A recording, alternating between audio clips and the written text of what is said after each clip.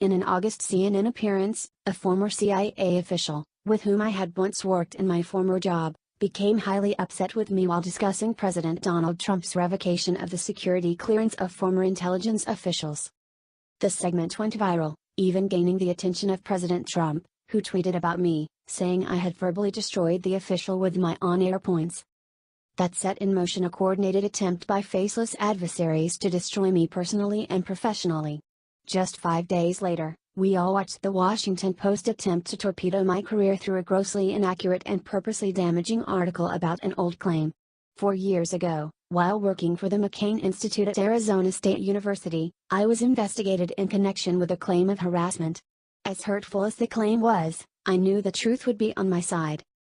After an automatic and long internal investigation, I was found not to have violated the university's sexual harassment rules.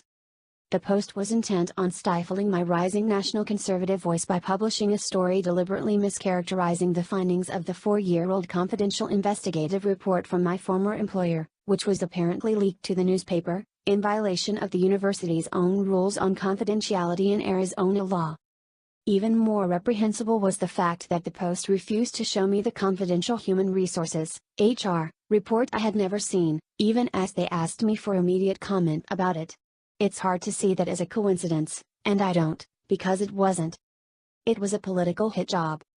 Indeed, the Post reached a conclusion in its story that differed markedly from the conclusion reached in the report, upon which they relied.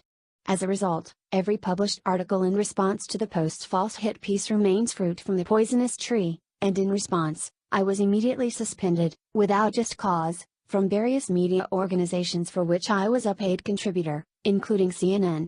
Let me be clear, I did not sexually harass anyone. It was a political hit job.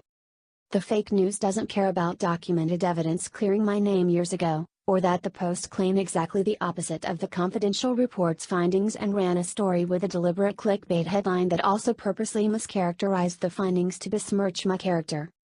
CNN's own investigation could not substantiate the Post's claims. But what was even more egregious than the Post's behavior was CNN's blatantly disparate treatment of their only paid black, Republican, Trump-supporting political commentator, compared to a host of others who have never been immediately suspended and denied an opportunity to be booked on their network. It was a political hit job. In Washington, D.C., there exists today a dangerously insidious underground ruling class of faceless, vindictive bureaucrats and heartless reporters who have joined hands to destroy anyone they cannot control. They trade in leaks and smears, to shame, falsely, their political targets. This is nothing new, really. In 1991, Supreme Court Justice Clarence Thomas called out the vicious attacks on him, saying, "This is a circus. It's a national disgrace." And from my standpoint, as a Black American, it is a high-tech lynching for uppity blacks who in any way deign to think for themselves, to do for themselves, to have different ideas, and it is a message that unless you kowtow to an old order, this is what will happen to you. You will be lynched, destroyed, caricatured by a committee of the U.S. Senate rather than hung from a tree. The more things change, the more they remain exactly the same. Just ask former presidential candidate Herman Cain, former RNC Chairman Michael Steele, activist Candace Owens, and now Supreme Court Justice Brett Kavanaugh. I've been a Republican with a national platform since 2000. The deliberate politics of personal destruction and all-out character assassination is real, but their weapons of harm and pain formed against me, and against all the rest of those who dare to effectively speak out, will not prosper.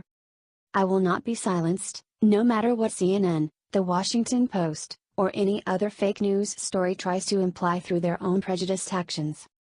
In 2018, we cannot allow this strategic silencing to be the norm for conservative voices, especially Black conservative voices. We have to push back. With my legal team, headed by my attorney, Jennifer G. McGraw, we have been doing just that and will continue to do so. I am pushing back through the legal system, and through social media, because we have to be heard, and we must take a stand against this evil. It was a political hit job. The truth, and the overwhelming support and prayers from my family, girlfriend, friends, and current and former colleagues, sustain me. I appreciate the kindness of complete strangers who reach out to me every day because they see through this thinly veiled attempt to intimidate and harass those of us who demand better for the American people.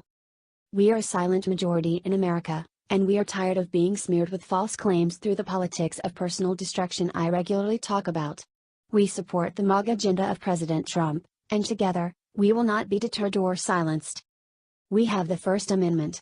Our collective voices, and my political commentary, will continue.